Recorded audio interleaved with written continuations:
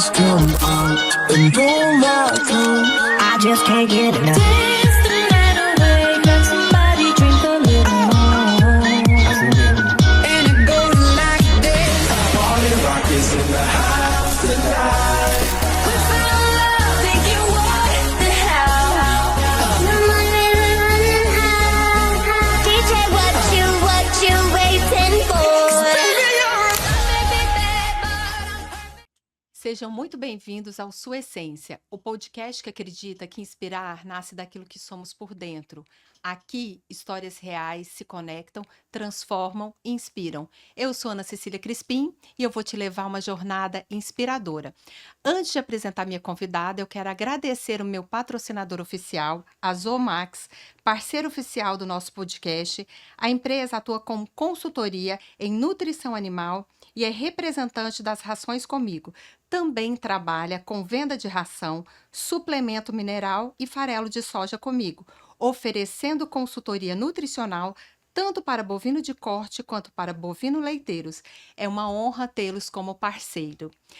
E agora eu vou apresentar minha convidada. Nós estávamos conversando antes de começar a gravação da alegria que é receber essa pessoa que hoje nós nos conhecemos desde criança. Eu não vou contar quantos anos para a gente não entregar a nossa idade, mas é uma pessoa muito querida, muito especial. Eu vou falar brevemente sobre ela, mas eu vou pedir para que ela realmente se apresente. Milena Borges, de Moura e Almeida, é fisioterapeuta, psicóloga, especialista em análise do comportamento aplicada, especialista em neuropsicologia, especialista em reabilitação cognitiva. Milena, é uma honra ter você. Muito obrigada pela sua presença. Muito obrigada por aceitar o meu convite. Eu queria que você se apresentasse agora para que as pessoas conhecessem quem é a Milena. Começando aqui agora, eu tô bastante emocionada, né, de ver você falando. Aquela menininha que eu conheci, que não mudou praticamente nada, que eu tenho muito amor pela família como um todo, pelos seus pais, né? Os nossos pais são amigos até hoje, Sim. né?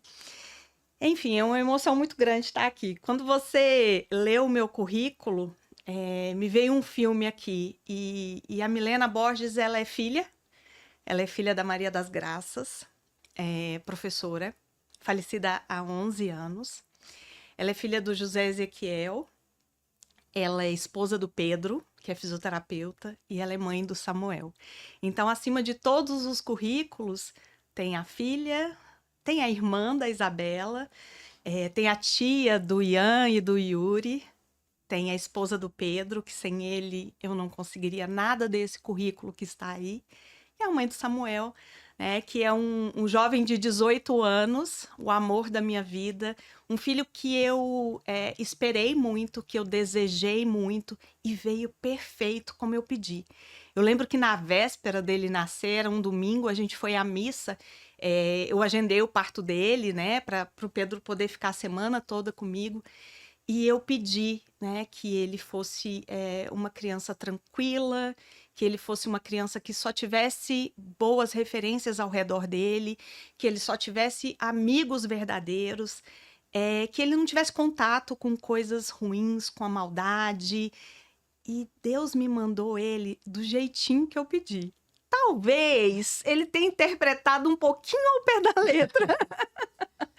Né? Talvez tivesse faltado uma pitadinha ali de malícia e tudo mais.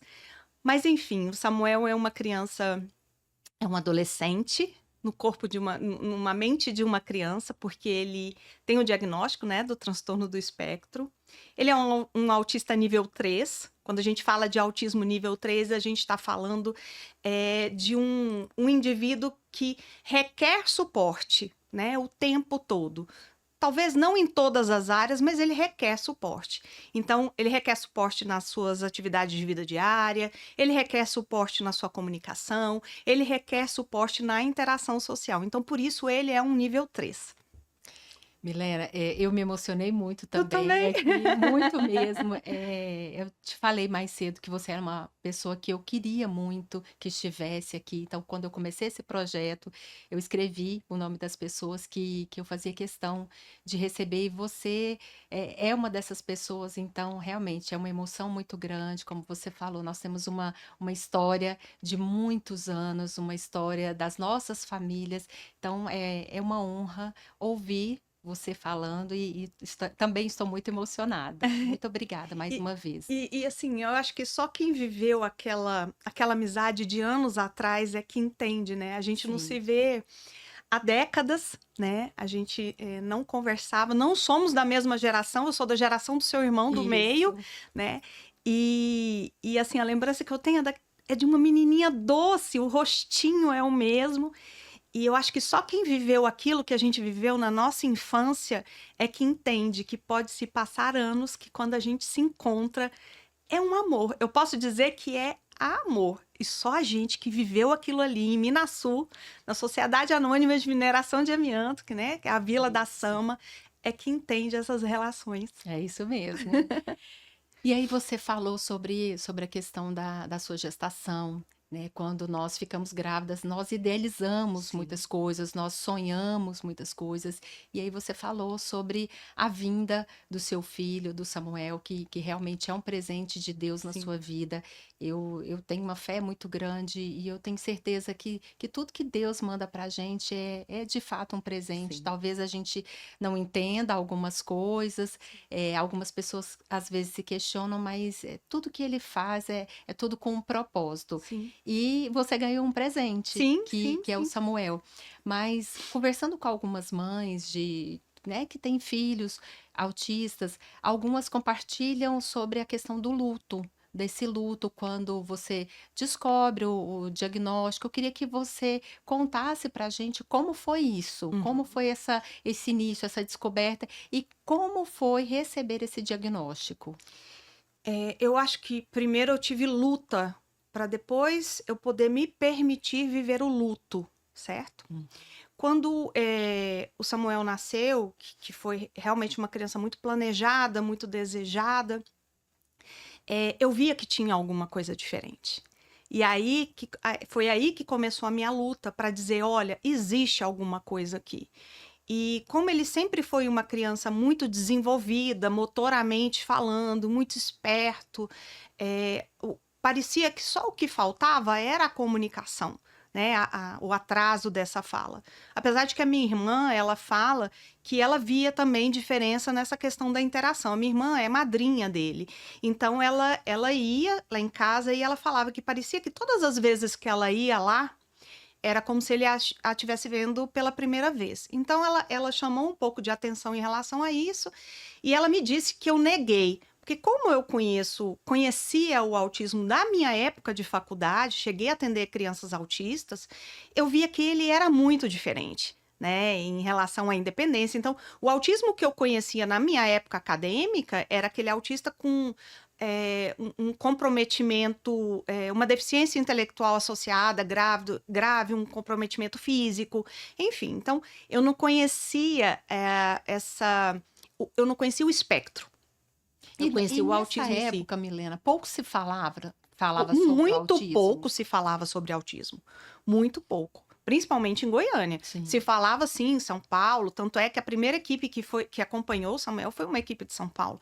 Ficou por volta aí de 8 anos, né, acompanhando. Mas você me perguntou sobre o luto, né? Então, primeiro eu tive que lutar por esse diagnóstico. Assim que eu vi que realmente tinha mais características, né? Enfim, eu tive que lutar, eu tive que provar para as pessoas que existia alguma coisa de diferente. E aí, depois dessa luta de conseguir esse diagnóstico, foi a luta de conseguir bancar financeiramente esse tratamento. Então, eu tive uma luta com o meu marido, né? Que precisou entender o investimento que precisava ser feito, a luta de profissionais que não eram qualificados em Goiânia, então eu tive que provar que precisava procurar uma equipe de fora, né, para fazer um tratamento melhor, enfim, e um tratamento especializado. Depois que passou isso, e eu posso te dizer que talvez tenha se passado aí uns 3 anos, é que eu tive uma recaída, né? Aí sim eu me dei ao luxo de sofrer, de passar por esse processo do luto. Eu nem sei, Cecília, se esse luto ele acaba um dia. Eu posso te dizer que é como se fosse uma montanha russa, né? Você às vezes você tá lá em cima, tá bem, depois você tá baixo, tá embaixo, aí você dá um looping. Então, como as fases do desenvolvimento elas acontecem ao longo dos anos, vai ter sempre uma fase em que a gente vai estar com mais desafios, outras a gente vai estar mais tranquila. Mas eu nunca questionei Deus. Eu nunca questionei por que comigo. Eu sempre pensei, se me mandastes, Sim. me prepare. Então, a conversa séria que eu tive com Deus antes do Samuel nascer, eu tive depois, quando ele teve o diagnóstico. Eu falei, se o Senhor me achava capaz, então me fortaleça. E, sobretudo, me use como instrumento.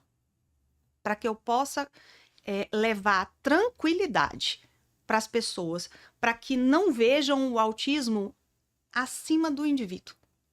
Então, eu sei que existem as dificuldades, eu não romantizo o autismo, mas eu vejo a criança. Tanto é que eu trabalho com essas crianças hoje. Eu vejo primeiro a criança, para depois pensar no diagnóstico. E durante esses 18 anos, você fala sobre as lutas. Então, você enfrentou realmente muitas Muitas. lutas. E tem algum momento que foi mais desafiador para você durante esse período? Não, eu acho que tiveram vários. Foram momentos, eu já te disse o primeiro, que foi para ter o diagnóstico, o segundo, para conseguir um tratamento de qualidade e poder bancar esse tratamento de qualidade. O terceiro foi a questão alimentar dele. Então, a gente, quando viajava, quando a gente ia, né, comer fora e tudo, a gente tinha que levar as coisas para ele comer. E que, graças a Deus, foram vencidos, né? À medida que eu fui entendendo, que eu fui estudando, eu fui desensibilizando. Então, hoje ele come praticamente de tudo. Ele tem as seletividades que nós temos, né? A gente tem que Sim. respeitar isso. Eu não gosto de jiló, né? Por exemplo, enfim, né? Então, ele tem as preferências dele, né? Então, tive essa questão da dificuldade alimentar. Teve a dificuldade, às vezes, com o vestuário. Depois foram as dificuldades com a comunicação, para ele dizer que está com dor, para a gente entender se passou, se não passou. Então, foram muitos os desafios. Tem os desafios na escola. Eu costumo dizer que tinha ano que era muito bom. A gente tinha um professor que realmente vestia aquela farda de professor, aquela camisa de professor, mas no ano seguinte a gente não tinha um professor que tinha esse perfil, né, da inclusão. Então, mesmo estando numa escola regular, conceituada, de muitos anos, nós passamos por isso. Era um ano bom, um ano ruim, um ano bom, um ano ruim. Mas na minha cabeça, Cecília, eu sempre entendi que a gente está lidando com pessoas e que nem todo mundo é obrigado a aceitar a diferença. O ideal seria, mas como é que a gente força isso? Depois eu quero até falar um pouco mais sobre essa questão da inclusão, de escolas. Agora, só voltando a essa questão do custo financeiro, porque realmente é um custo muito alto. Como é que é isso? O plano de saúde cobre todo o tratamento, as terapias, você faz particular? Eu queria que você contasse um pouco sobre isso. Quando eu comecei a trabalhar na área, só contextualizando, eu comecei no Centro de Referência Dr. Henrique Santilo, né? Em 2013 eu entrei lá. E aí, só para você ter uma ideia, era um tratamento todo bancado pelo SUS, né? Eu ajudei, junto com mais 3 profissionais, a fundar a Clínica de Deficiência Intelectual lá no CREA. Isso em 2013. E aí, era um tratamento todo bancado pelo SUS e as famílias tinham direito a uma sessão por semana de 30 minutos. Isso é praticamente Por nada por semana. Se comigo, por exemplo, mas se conseguisse com a fono, seriam 2 sessões de 30 minutos. Enfim, mas não chegava nem na metade do que era, do que o Samuel, por exemplo, já fazia antes. Porque como eu entrei em 2013, o Samuel começou, já tinha 1 ano que ele fazia terapia já, e eram 2 horas todos os dias, né, domiciliar o atendimento. Enfim, então só para você ter uma ideia que é um tratamento realmente muito, muito caro.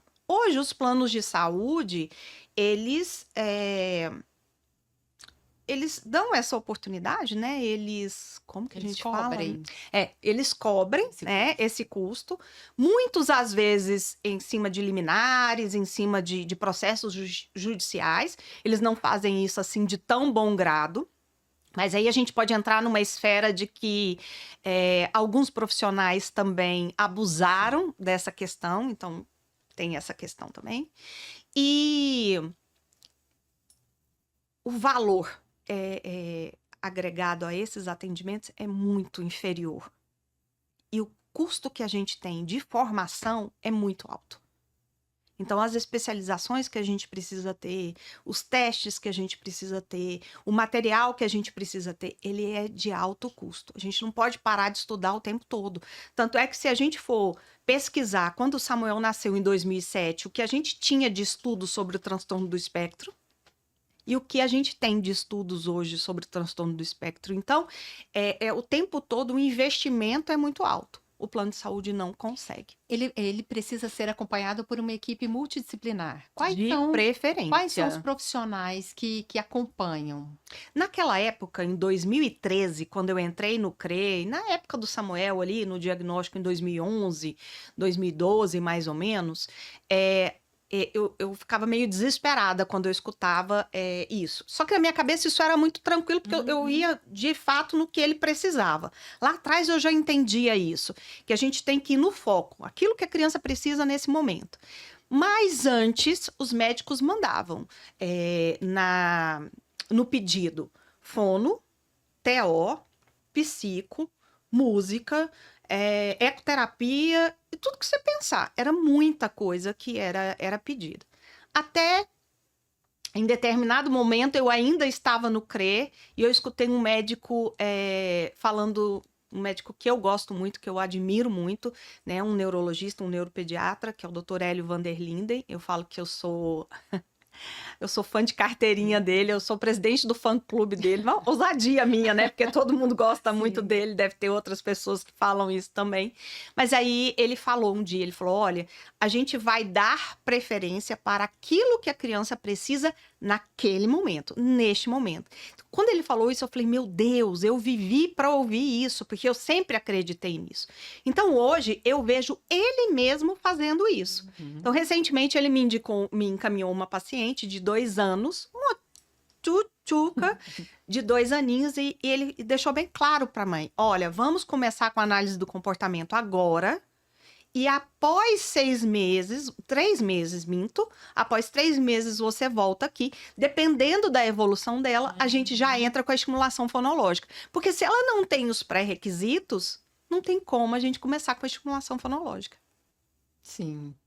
Milena, e qual o momento que você percebeu que você poderia ajudar outras mães atípicas? Que aí você falou, peraí, eu acho que eu vou começar a estudar um pouco mais sobre isso. Como é que começou essa supervisão na sua vida? Eu queria que você contasse um pouco, falasse um pouco sobre esse trabalho que você desenvolve hoje, saindo desse campo só Milena mãe, Só Milena mãe. para profissional. Na verdade, eu acho que eu não percebi. Quem percebeu foi quem estava à minha volta, né? Então, as minhas amigas da faculdade de fisioterapia, que são minhas amigas até hoje, e quando eu levava o Samuel no CRE, lá mesmo ele só fez a ecoterapia, né? As outras terapias ele fazia em casa com a análise do comportamento mesmo. E aí, essa psicóloga, a Sônia Helena Adorno, ela falou isso para mim. Ela falou, Milena, eu quero você trabalhando comigo. Mas as minhas amigas, elas começaram a falar assim, por que você não trabalha com isso? Mas olha a minha cabeça. Eu falei, não, se eu for trabalhar com isso, eu não preciso de alguém para atender meu filho, eu mesma atendo. Olha a prepotência ali, né? E aí, quando eu precisei atender o Samuel, foi quando a minha mãe faleceu, Eu estava com uma fono que eu atendi em casa, domiciliar. O dia que a minha mãe faleceu, na véspera ela teve um descolamento nas vésperas ela teve um descolamento de placenta e ela estava grávida de gêmeos, então ela teve que parar de atender. E eu fui atender o Samuel.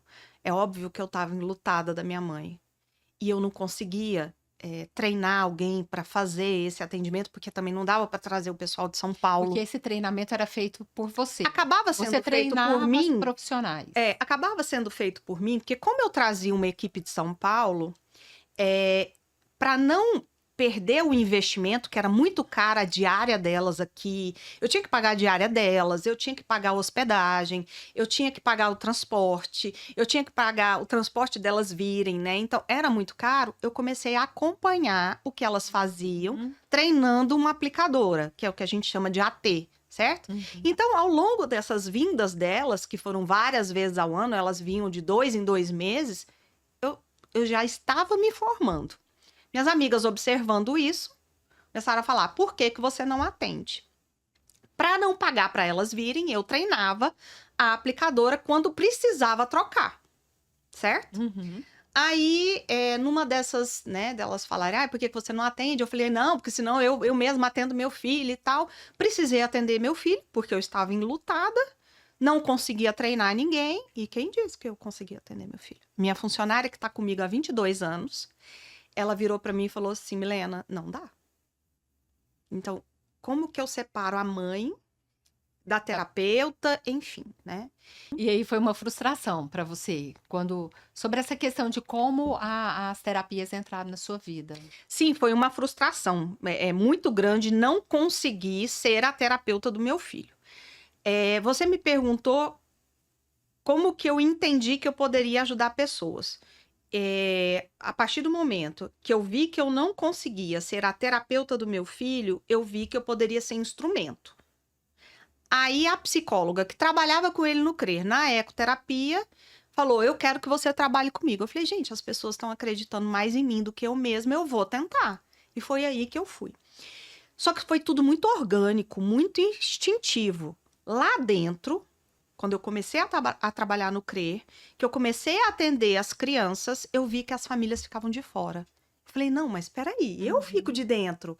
Eu vi a diferença que eu fiz, né, no tratamento, no processo, exato. Eles só tinham 30 minutos, uma vez por semana. Eu falei: não, eu preciso potencializar isso. Então, eu comecei a levar os pais para dentro do consultório. E aí, com a minha gestora, que era a Sônia, psicóloga, eu falei: olha, só atendo se os pais estiverem juntos. Então, eu consegui potencializar isso. Só que não foi o suficiente. Eu falei: nós precisamos de cursos para esses pais. Então, além de ter o tratamento com a criança, precisamos do curso para os pais. E aí eu fiz o curso lá dentro do CRER. Então, o pai tinha que ir também para fazer a formação. A formação, ela também era uma aula por semana, mas durava às vezes 6 meses. E a gente destrinchava o autismo. Foi aí que nasceram os meus cursos. Porque realmente é raro. Quando a gente fala em supervisão, nesses cursos, sempre é voltado para profissionais. Exato. Eu fiz o caminho contrário. Exatamente. E é isso que precisa. Você precisa incluir a família, você precisa trazer a família para participar desse processo, porque é aí que eu acredito que as terapias realmente funcionam ainda melhor. E conta pra gente, então, como é que funciona mesmo o seu curso? É o ABA na prática? É o ABA na prática, exatamente. O ABA na prática eu ensino sobre o transtorno do espectro. Falo muito uma linguagem mais básica e mais acessível sobre a análise do comportamento aplicada, que é uma ciência que hoje, comprovadamente, é a que tem mais eficácia no mundo como um todo sobre o tratamento do transtorno do espectro. Não só do transtorno do espectro, mas especialmente do transtorno do espectro. Porque a análise do comportamento é muito mais antiga do que o autismo, né? Descobriu-se através de um psicólogo, que era extremamente efetivo para o transtorno do espectro. Então, no meu curso de formação, eu tenho até 8 módulos, né? Então, eu vou adaptando de acordo com os contratantes, enfim, né? Mas então, eu ensino sobre o transtorno do espectro, todas as especificidades do transtorno do espectro, que às vezes a gente não encontra tão esmiuçado em literatura. Sobre a análise do comportamento, uma linguagem mais acessível, sem tanta nomenclatura, que é mais difícil do entendimento, principalmente das famílias. Ensino sobre como estimular essa linguagem, o que é o comportamento verbal, por que que a gente precisa, né, fazer. E aí vão tantos outros módulos, como processo de avaliação, como que é o brincar com essa criança, como que a gente forma o aplicador e por aí vai. Então, você tem dois cursos do ABA na prática, um voltado para as famílias e outro para profissionais? Ou é o mesmo curso? É o mesmo. A mesma linguagem que eu uso com o profissional, eu uso com a família e com o professor. Então, o meu curso vão os 3 públicos. Sim. Porque aí, o pai que está ali assistindo, ele vê a dificuldade do professor. O profissional vê a dificuldade do pai e do professor. O professor vê a dificuldade do pai e do profissional. Então, a gente precisa que essas 3 instâncias se comuniquem. Exatamente. Esse é o meu maior propósito, porque quando eu estou, às vezes, numa prefeitura dando uma formação, é muito interessante que um quer jogar a responsabilidade para o outro, e o que eu mostro é que existe um tripé, Um tripé. e que sem eles vai ficar manco. Então, eu falo com todo mundo junto. É lógico que existe, por exemplo, uma formação específica. Querem me contratar para trabalhar só com psicólogos? Vamos. Só com fonoaudiólogos? Vamos. Só com pais? Vamos. Mas o meu ponto forte é criar uma unidade entre escola, família e terapia. Milena, e nós estávamos falando que antigamente falava-se muito pouco. Eu acredito que hoje tem se falado muito sobre autismo, as pessoas têm procurado conhecer mais sobre o assunto. Mas qual que é o erro que você percebe que as pessoas ainda cometem quando fala-se em autismo? Nossa, são muitos. Principalmente colocá-los todos numa mesma caixinha. Achar que porque você tem o exemplo de todos vão ser da mesma forma. Como tudo que vira modinha, né? Vamos assim dizer. Agora a gente tem... Na minha época, ninguém queria atender autismo. Ninguém queria atender, né? Hoje, parece que todo mundo sabe de autismo, todo mundo entende de autismo. É muito triste quando entram em contato comigo e falam: eu quero começar a trabalhar com autismo agora, porque eu vi que está precisando muito. Então, quando você vê que a pessoa está entrando... Por uma questão financeira Por uma mesmo, questão né? financeira, né? Então, para todo lugar que você olha... Tem alguém trabalhando com autismo que nunca trabalhou, que nunca quis e agora está se enveredando. Eu nem julgo, porque, querendo ou não, é uma procura muito grande. Agora, tem outras coisas que me preocupam muito. Como você falou anteriormente do plano de saúde, também existe um outro lado. Parece que agora também, Cecília, só existe autismo. Uhum. Esqueceram que existe o TDAH, esqueceram do T21, Uhum. esqueceram da paralisia cerebral, esqueceram dos transtornos de comunicação, dos transtornos de linguagem, esqueceram das outras coisas, só existe autismo. Então, como se o plano de saúde só cobrisse o tratamento do autismo. Então, o profissional também se vê forçado a estudar sobre isso, porque senão ele não recebe, não ganha dinheiro, não sobrevive. E as outras famílias com outros problemas do desenvolvimento ficam à deriva. E aí, alguns profissionais, eu não vou falar uma categoria em específico, né, para não ser generalista, eles acabam dando um diagnóstico de autismo para quem não tem. Para quê? Para que consiga ter acesso ao tratamento. Isso, para mim, é uma das coisas que tem acontecido. E, assim, não é de escutar, não. É de ter acontecido com famílias que eu acompanho. Para conseguir que o tratamento seja pago pelo convênio. E de antigamente para hoje, mudou-se o entendimento sobre o autismo. O que que você percebe que mudou? O que que as pessoas hoje enxergam sobre o autismo diferente de 18 anos atrás, quando você começou esse contato com o autismo? Tem o lado bom da história, né? Em que você entende mais, o acesso melhorou nas escolas, as adaptações. Lógico que tudo é embrionário ainda, tá? Mas assim, era muito mais difícil antes do que agora. Então, assim, quando eu falo de autismo, as pessoas entendem, compreendem, às vezes, o comportamento e tudo, mas também existe aquelas pessoas que abusam. Então, você tem direitos, né? Quando você tem uma pessoa na sua família com um transtorno do espectro, você tem direito a estacionamento, você tem direito, às vezes, a um LOAS, você tem direito, né? Algumas coisas. Só que tem gente que acha que isso é vantagem. Tem gente que extrapola e quer que uma escola inteira mude porque o seu filho está estudando ali. Que todo mundo em volta mude. Então, assim, as pessoas, elas estão esquecendo que o direito delas termina quando começa o direito do outro. Então, na minha cabeça, sempre foi assim. Se o Samuel está numa escola regular, ele é mais um naquela escola regular. Se ele está em sala de aula, não é só ele que não pode ser atrapalhado, ele também não pode atrapalhar.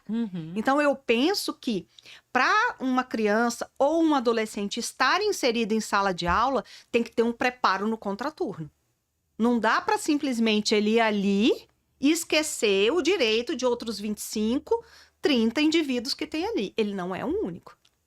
Então, eu vejo que de lá para cá, muita coisa melhorou em termos de acessibilidade, de compreensão, de inclusão, mas existe uma outra coisa que eu vejo que está sendo extrapolado. Nós estávamos falando mais cedo sobre essa questão da escola, da família, e esse tripé realmente é muito importante. O que que você considera uma parceria saudável entre os profissionais, a família e a escola? Como lidar com isso, tendo crianças atípicas em sala de aula? Comunicação. O segredo de tudo é comunicação.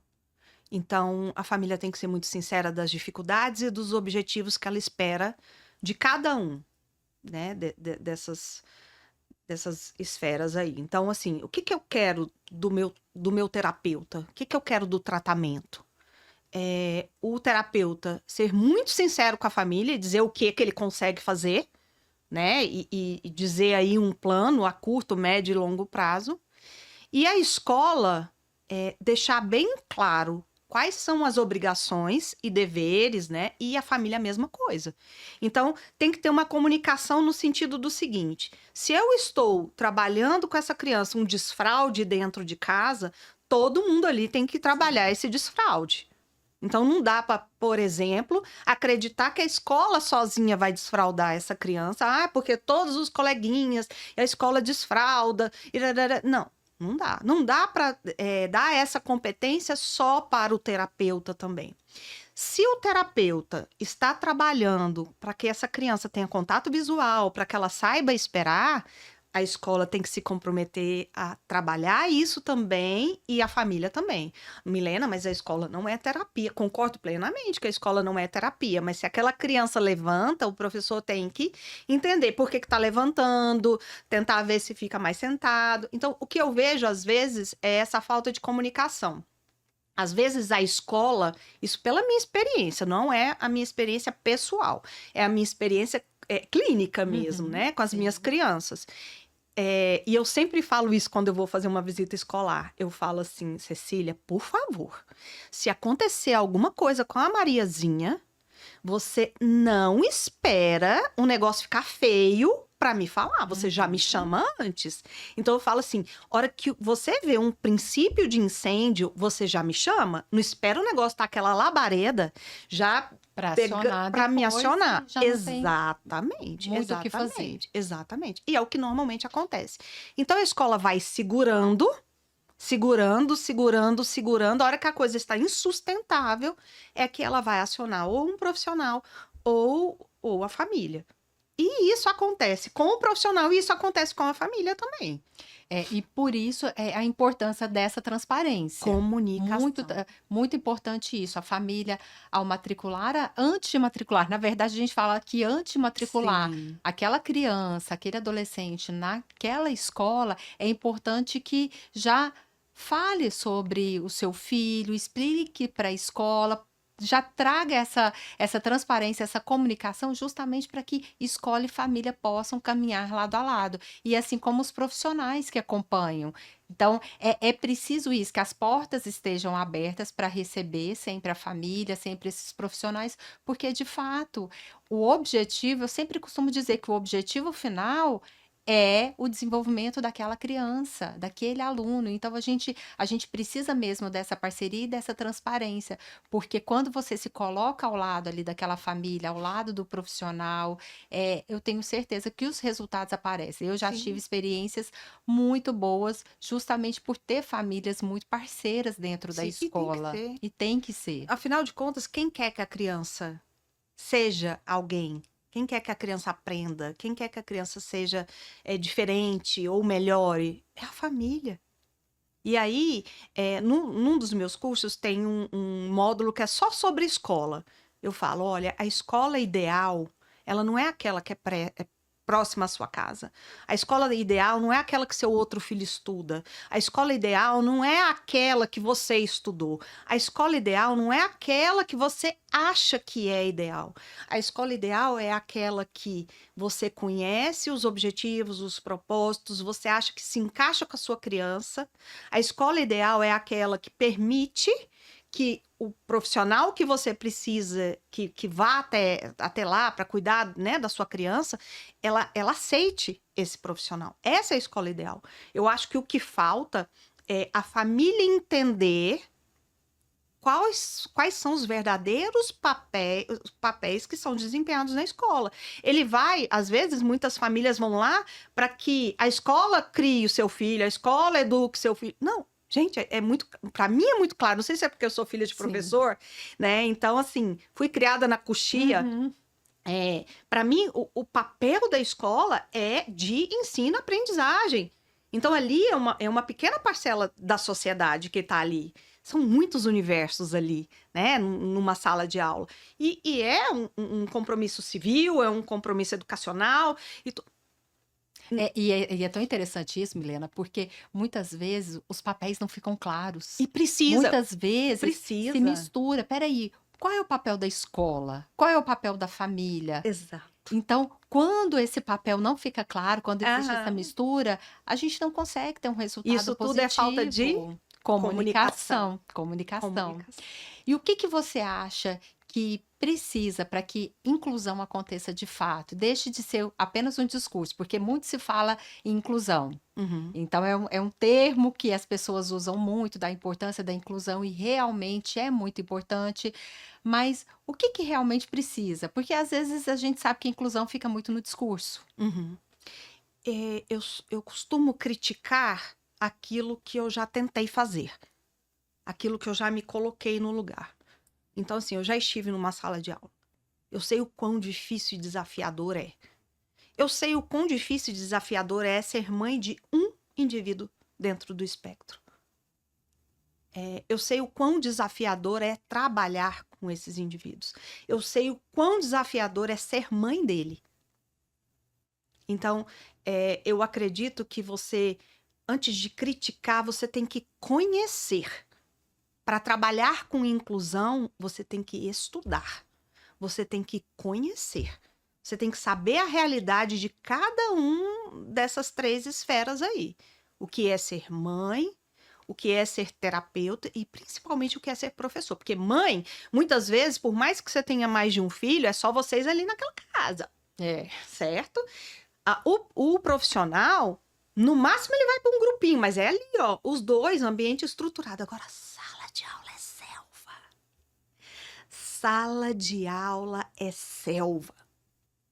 Sala de aula são muitos universos. E aí você pensa, uma sala de aula com 45 alunos. Não, ó, Uma tem sala de aula com 45 alunos. E a gente sempre fala. que variados ali, universos Exatamente, variados. Universos variados, porque nós estamos falando sobre o autismo, mas você falou muito bem. Tem aquele aluno que tem um déficit de atenção, tem um aluno que às vezes ele não tem nenhum problema cognitivo, mas ele está com problema emocional. Então, como que uma criança com problema emocional ela vai conseguir aprender? Às vezes ela chegou ali na escola, os pais brigaram, aconteceu uma separação, enlutado, exatamente. Uhum. E aí, olha o desafio do professor, que é olhar para a individualidade ali De cada um. e um universo com quantos alunos. Uhum. E é um cuidado, porque às vezes a gente sempre fala isso. Às vezes é uma criança que está ali no canto, que não atrapalha, que não dá trabalho, mas às vezes ela não é vista. Mas a gente precisa entender que para o professor é um desafio muito grande. Uhum. Então, eu falo que nós que trabalhamos com educação, nós temos vários desafios. Sim, são muitos, Vários porque desafios. além da especificidade de cada criança, que você, independente de diagnóstico ou não, independente de um transtorno Exatamente. instalado ou não, vocês ainda têm as obrigações, né, as metas que vocês têm que seguir, tanto pelo planejamento escolar, quanto o planejamento Uhum. né, do Ministério da Educação, enfim, vocês têm infinitas metas ali para seguir. Agora, eu acho que falta um olhar melhor direcionado para a educação, em termos de carga horária, em termos de tempo para que vocês tenham para preparar as aulas, para que vocês tenham para preparar esses currículos que hoje são adaptados para determinados alunos, enfim. Vocês precisam de mais apoio enquanto professores. Precisa-se de mais fiscalização, Uhum. precisa-se que na formação de vocês tenham mais temas voltados para isso. Vocês precisam ter tempo para formações pós saída da faculdade. Então, assim, mas isso tudo remunerado. Isso, porque às vezes a carga horária do professor já está muito cheia. Eu lembro. Ele precisa, ele dá aula em várias escolas, então ele sai de uma escola, vai para outra. Como você falou, e a gente pensa que é só ali, Não, durante o Não período de é, aulas, não prepara a aula, não é. final de semana, fora do expediente. Então, precisa-se desse tempo mesmo para uma preparação para um estudo. A gente precisa estudar, a gente precisa conhecer mais. Eu lembro que o Samuel estava no Infantil 5, ele tinha uma professora muito bacana e ela tinha um olhar, né, sensível para ele. Eu não conseguia falar com ela, porque ela trabalhava de manhã, ela trabalhava à tarde. Quando eu chegava, ela já estava saindo porque ela tinha que dar aula à noite. Como? É um desafio. É um desafio. É um desafio gigante. E Milena, nós estamos falando aqui sobre também essa questão da família, da importância do papel da família. Você deve receber muitas famílias que chegam sobrecarregadas, mães cansadas, pais cansados também. Qual que é o recado que você tem para dar para essas famílias? Você que já passou por tudo isso e ainda passa, porque a gente fala assim no passado, mas como você colocou, é algo que você vive constantemente, é no presente e é no futuro também. Então, Sim. principalmente eu acho que quando a mãe recebe esse diagnóstico, que nós já falamos da questão do luto, de estar enlutada, mas existem fases que eu acho que a mãe fica mais sobrecarregada. A gente fala mais sobre mãe porque, querendo ou não, quem está ali mais na linha de frente, apesar de ser muito importante essa parceria, igual você falou, você tem o seu marido que sempre foi muito parceiro, Sem e ele, isso faz toda a toda a diferença diferença. A rede também, de apoio. essa né? rede de apoio. Eu queria que você falasse alguma coisa com essas famílias. Então, existe os que têm uma rede de apoio, então eu acho que é muito importante o diálogo, a sinceridade e o cuidado com a saúde mental, né, da gente, em primeiro lugar. Quem não tem condições de cuidar da saúde mental através, né, de um psiquiatra, através de um psicólogo, e nós não estamos falando aqui de uma família que já tem um transtorno ou alguma... Não, saúde mental mesmo. Então vamos procurar uma atividade física, vamos procurar algo que nos dê prazer, né? Às vezes tomar um café, às vezes assistir um filme, ouvir um podcast, por que não? Então, procurar cuidar da gente primeiro, para que a gente consiga cuidar do outro. Fica tudo muito mais difícil quando não se tem uma rede de apoio. Então, se você puder se amparar na fé, também é muito importante. Mas o meu recado fica da seguinte forma. Eu vejo que muitas famílias têm o foco todo na criança, todo no problema, e não conseguem enxergar o que existe de bom, não conseguem enxergar alternativas, joga tudo em cima da criança ou daquele diagnóstico e esquece de olhar para si. Então, o meu trabalho ao longo de todos esses anos foi tentar minimizar esse fardo, esse peso, esse olhar carregado, tentar separar o autismo do indivíduo, tentar olhar mais para o autismo. Eu espero que as famílias comecem a pensar mais sobre o que é delas, o que é de expectativa delas e o que é de expectativa daquele indivíduo. Então, assim, a partir do momento que você entende que muitas coisas são sonhos seus, são ideais seus, e não daquele indivíduo, que não importa se tem ou se não tem um transtorno, eu acho que muita coisa melhora. Porque eu penso assim, Cecília, quando você teve os seus 2 rapazes, que são lindos por sinal, você com certeza idealizou coisas para eles. Até né? hoje. Até hoje. E o que é seu e o que é do Caio, o que é do Vitor, né? E quando a família chega para mim e eu vejo que eles culpabilizam tudo em relação ou ao TDAH, ou ao T21, ou ao transtorno do espectro, eu viro e falo assim, mas o que disso tudo não é seu? Ah, mas eu quero isso, eu quero que... Eu falei, e você? Você foi a realização do seu pai ou da sua mãe?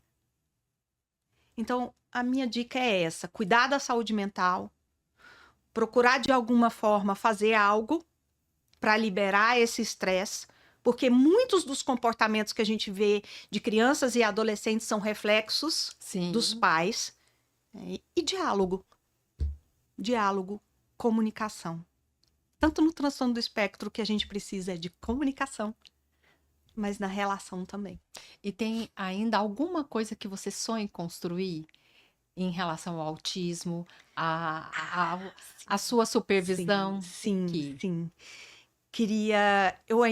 Eu sonho com isso, fazer isso sem remuneração, fazer isso para mais pessoas gratuitamente. Eu ainda quero chegar nesse ponto. É um sonho, já faço isso de alguma forma, mas não 100%. Mas o meu maior desejo é isso. Quando eu te disse que, lá no começo, que eu queria que Deus me fizesse de instrumento, então tem muitas famílias que eu só converso por telefone, eu oriento, não cobro nada por isso. E o meu filho já foi tema de monografia de todas as apoios escolares, né, que estiveram com ele. Então, assim, o que eu puder ajudar para desmistificar o autismo, para tirar um pouco do peso do transtorno do espectro e assim, e não colocar todo mundo na mesma caixinha. É o meu sonho. Ai, que lindo isso. Milena, eu quero te agradecer por compartilhar a sua história. Muito obrigada pela sua generosidade, sua clareza. Eu tava olhando aqui, eu falei, gente, passou muito rápido. Eu também achei que passou muito rápido. Mas muito obrigado mesmo. Foi uma conversa agradeço. muito, muito boa, muito leve e eu acho que muito necessária. É um tema muito necessário, a gente precisa discutir mais sobre isso, a gente precisa ter esse olhar mais voltado para o autismo. Né, eu espero que você consiga realizar esse sonho, esse projeto, coloque como meta e eu tenho certeza que você vai construir. Muito obrigada mesmo, mais uma vez. Eu quero te agradecer pelo convite, foi uma honra estar aqui. Quero dizer que você conduz isso muito bem, com muita leveza também. Eu sei que esse também é um propósito seu e que Jesus te ilumine cada dia mais para que continue essa doçura de pessoa e que você também realize todos os seus sonhos, todas as suas metas e que esse podcast seja ainda mais sucesso. Obrigada. E muito obrigada pelo convite e por fazer parte aí dessa lista, essas primeiras listas aí seletas de convidados. Seletas mesmo, porque esses nomes foram escolhidos a dedo. Então, essas pessoas que eu citei, que eu mencionei, realmente foram escolhidas a dedo. Muito Você é uma dessas obrigada. pessoas. Muito obrigada. Que agradeço. Quero agradecer vocês pela audiência. Eu espero que vocês tenham gostado dessa conversa. Se vocês gostaram, peço que compartilhem, comece a seguir o nosso podcast, Sua Essência, e até o próximo episódio.